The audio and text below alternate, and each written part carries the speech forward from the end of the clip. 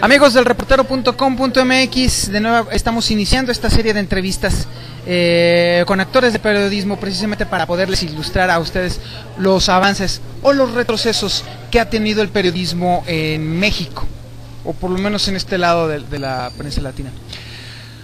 Los gobiernos usualmente se sienten tentados a ejercer la presión contra los periodistas que les son incómodos. Y hay algunos que tienen maneras y modos sutiles, leves, digamos sordos, y hay otros que tienen metodología burda, un método para aplastar la libertad de expresión en las formas más supinas. Estoy aquí con Rodolfo Franco, un connotado periodista de la ciudad de Aguascalientes, quien fue y sigue todavía en este momento siendo objeto de esa presión por precisamente ejercer eso, la libertad de expresión. Allá 3 años de esa primer vejación, ¿cómo encuentras tú ahora el periodismo específicamente en el centro de la República? ¿Cómo sientes tú que ha evolucionado o involucionado el periodismo en el centro de México? Bien, Toño, muchas gracias por esta oportunidad de comentarlo. Creo que resulta importante que quienes ejercen el periodismo conozcan cómo se está viviendo en el centro de la República Mexicana y que finalmente no es diferente a otros sitios, a otros rincones de la República, del continente y del mismo mundo. A 3 años de haber sufrido nosotros una vejación, de haber sido víctimas de censura, de una brutal censura, advierto que el periodismo está en retroceso, que esta medida de presión, de correctivo para los periodistas, sirvió precisamente para aquellos que les faltan arrestos para poder publicar o para poder denunciar o para investigar. ¿Qué está sucediendo? Que logramos nosotros, en este caso, documentar por primera vez en la historia del periodismo en México, documentar un auto de censura. Y logramos documentarlo también que la Comisión Nacional de los Derechos Humanos emitió una recomendación al gobernador. Sin embargo, las actuaciones tan brutales, tan cavernícolas de parte del gobierno, permitieron que los periodistas, los reporteros, se autocensuraran por temor a lo que hemos venido padeciendo. Entonces, en lugar de darle a los periodistas, a los reporteros, a los fotógrafos, la valentía para poder denunciar después de que se emite una recomendación, al contrario, fue un retroceso impresionante, brutal. Y yo advierto que cuando hay una información digna de magnificarse por la gravedad del caso, antes al contrario, de 5 o 6 periódicos que se publican, apenas si uno lo alcanza a reflejar con una columnita perdida en las últimas páginas del diario. Los medios electrónicos, la televisión, difícilmente toca algo, en lo mínimo.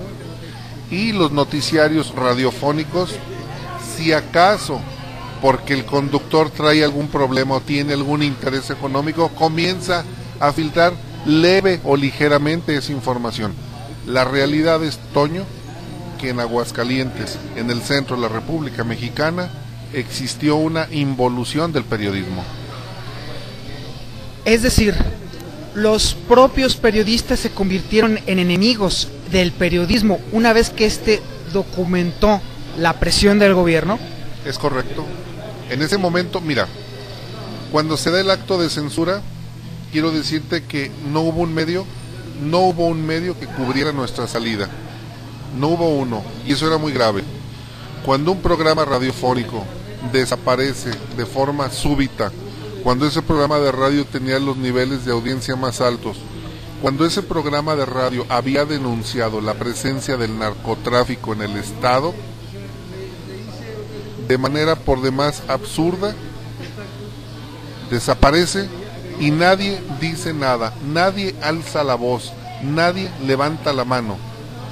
Eso significa que existió una autocensura de parte de los periodistas y posterior a eso no ha existido nada, absolutamente nada.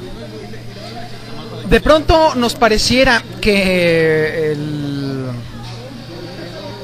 el periodismo mexicano se refleja en esto, sin embargo parece ser que es algo aparentemente exclusivo de Aguascalientes, exclusivo de la moda o de la manera de ser de Aguascalientes, o es producto de un tratamiento gubernamental con respecto a la prensa. Y lo digo, déjame decirlo yo, porque si ha habido algo en lo que ha sido muy eficiente el gobierno, no en políticas públicas, pero sí en cuanto al maiceo, al pago de prebendas y al pago de favores a través de convenios publicitarios. Es ese ejercicio gubernamental que a mí me consta aquí en Aguascalientes lo que ha producido este letargo periodístico. Mira, eso nunca ha cambiado. Nos podemos ir a los antecedentes más próximos. Te puedo hablar de la época de la Revolución o la víspera de la Revolución, previo a la Revolución, y el general Porfirio Díaz tenía totalmente controlados a los medios de comunicación a través del famoso maicito. Cuando alguien comenzaba, algún diputado, algún senador o algún medio de comunicación comenzaba a elevar el tono de sus declaraciones, inmediatamente decía, ese gallo quiere maíz, y con eso lo acallaba. No se ha modificado. ¿Dónde hubo un cambio? Mira, advierto que en la década de los 70, cuando se ejerció de manera brutal el poder, utilizando las armas, cuando finaliza la década de los 60 y entramos a los 70, existe un ejercicio abusivo del poder a través de las armas. Pero también se dan cuenta que los medios de comunicación no podían estarlos sometiendo a través de los boletines o a través del filtro de la Secretaría de Gobernación. Y entonces utilizan un método que los exonera totalmente al gobierno de un ejercicio fáctico y se lo entrega, el balón le entrega la responsabilidad a los directores de los medios de comunicación vía el pago de la publicidad o la difusión de los ejercicios gubernamentales.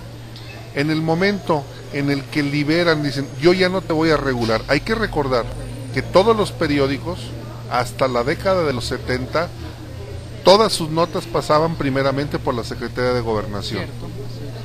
Cuando se elimina ese filtro y se les da una aparente libertad, ¿qué sucede? Que ya estaban castrados los directores. ¿Por qué?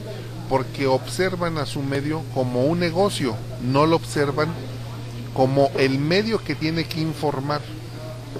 Y el interés económico puede más que el interés público de la información. Y en ese momento los directores empiezan a recibir notas fuertes de sus reporteros y dicen, yo no voy a publicarla porque pone en riesgo los ingresos de mi periódico. Y entonces comienza la autocensura del medio. Y comienza también la pérdida del interés del reportero, porque sabe que por más esfuerzo que él realice por investigar alguna situación anómala, cuando llega a manos del director y dice, esto no me conviene porque le pega a fulano, le pega a sutano, porque nos pega a nosotros, y entonces el reportero se frustra y comienza a entrar en ese letargo de ¿y para qué investigo? ¿Y para qué publico? ¿Y para qué escribo?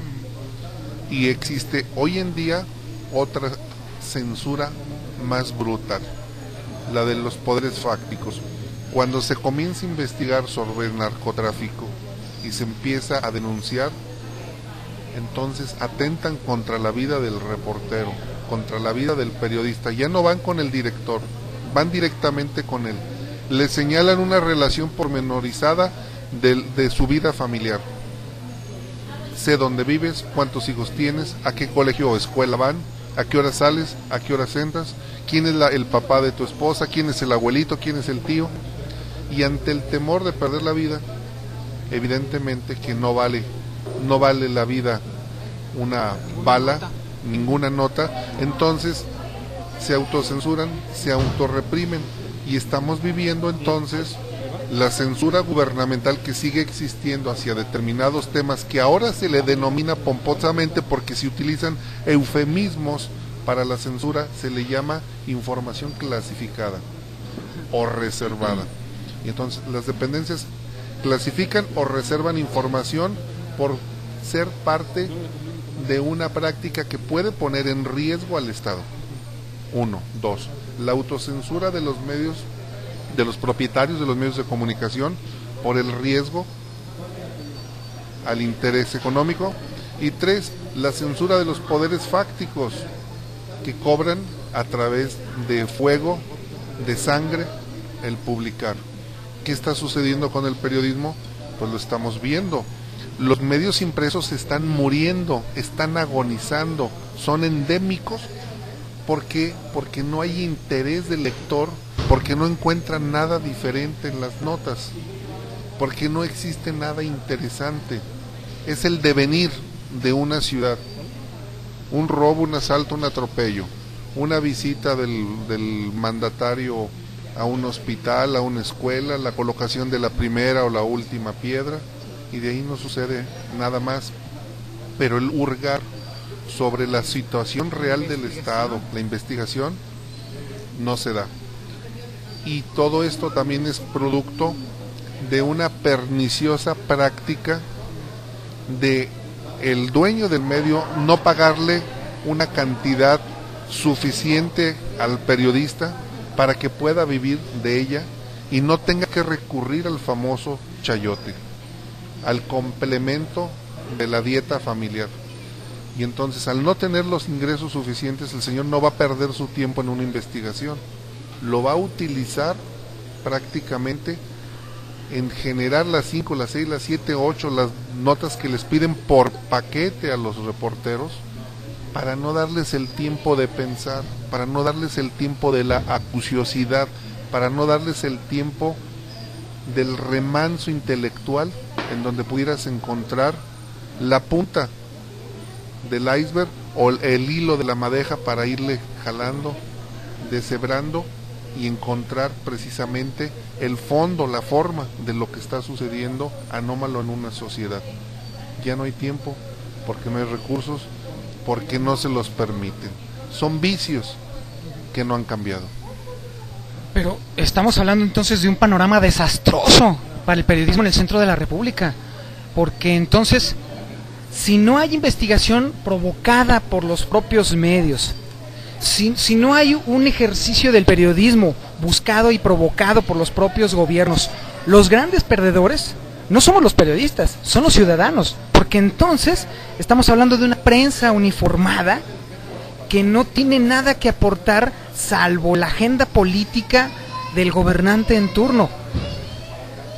Es desastroso y sin embargo me duele reconocer que tiene mucho de razón en esto, pero bueno, más allá del campo del desastre, ¿hay algo más allá, Rodolfo?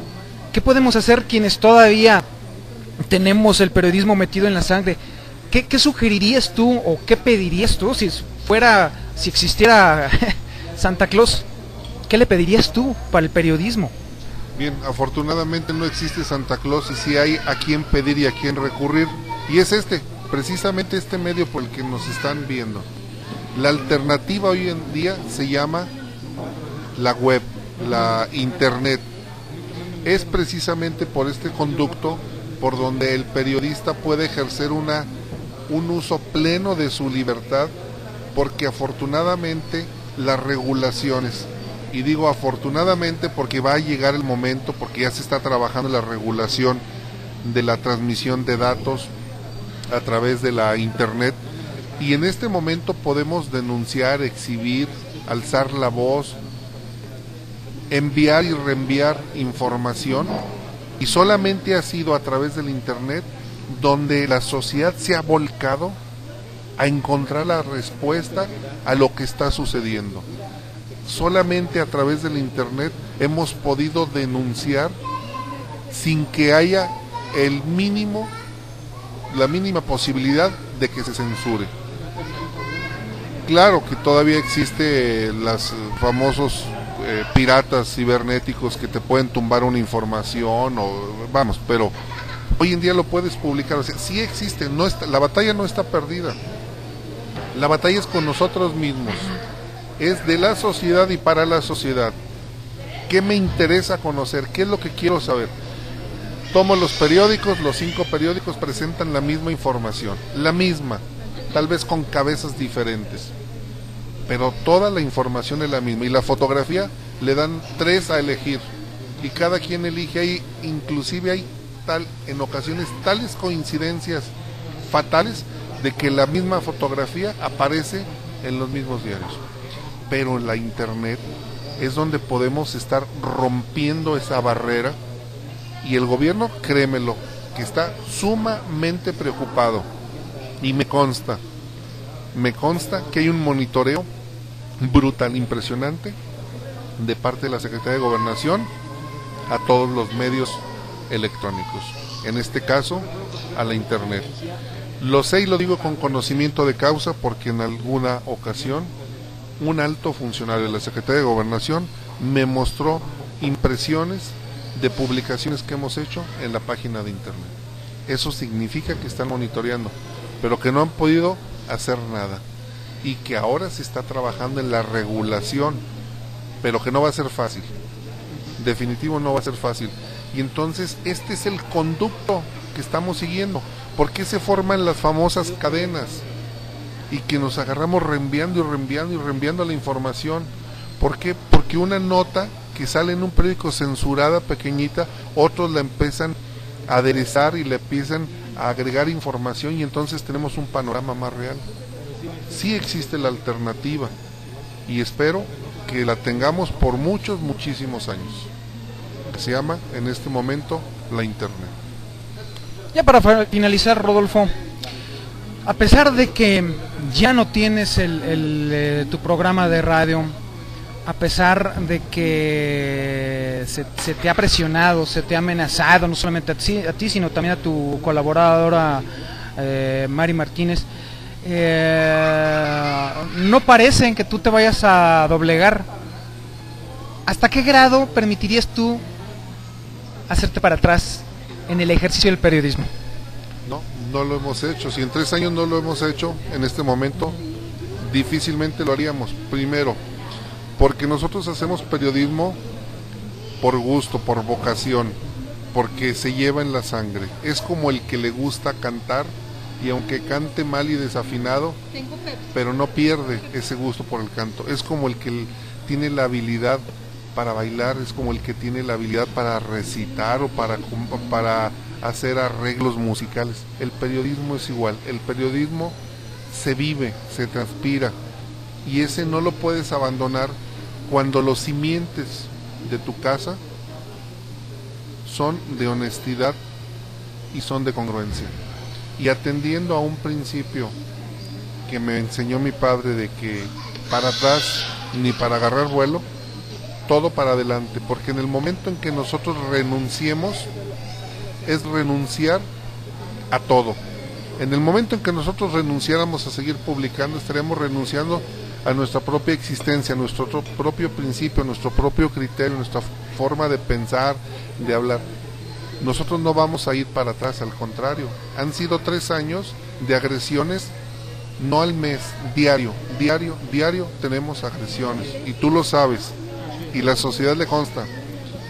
En este momento te puedo decir que estamos a punto de haber ganado la batalla a un gobierno faccioso, un gobierno cavernícola, un gobierno retrógrada, pero que va a ser tal vez el triunfo de una batalla y no de una guerra. Vendrá una nueva administración, y las administraciones se reciclan. El mal siempre ha existido, se recicla. La perniciosidad existe. La forma de hacer una administración fallida viene ya en el germen de la política. No puede existir administración pura porque llegan a los puestos con corrupción.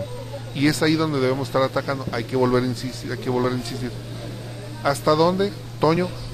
Hasta donde la vida nos lo permita. Hacia atrás, ni un paso.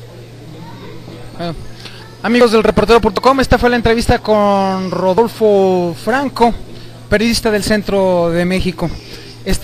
Continuaremos con esta serie de entrevistas precisamente relacionadas con el estado actual del periodismo en México y por supuesto estaremos transmitiéndolas a través del reportero.com.mx. Está el Facebook, está el Twitter, está el Hi-Fi, está el MySpace, están todos los medios de comunicación y esperen próximamente nuestra red social del reportero.com.mx. Antonio Zapata desde Aguascalientes. Gracias, Rodolfo. Gracias, Toño.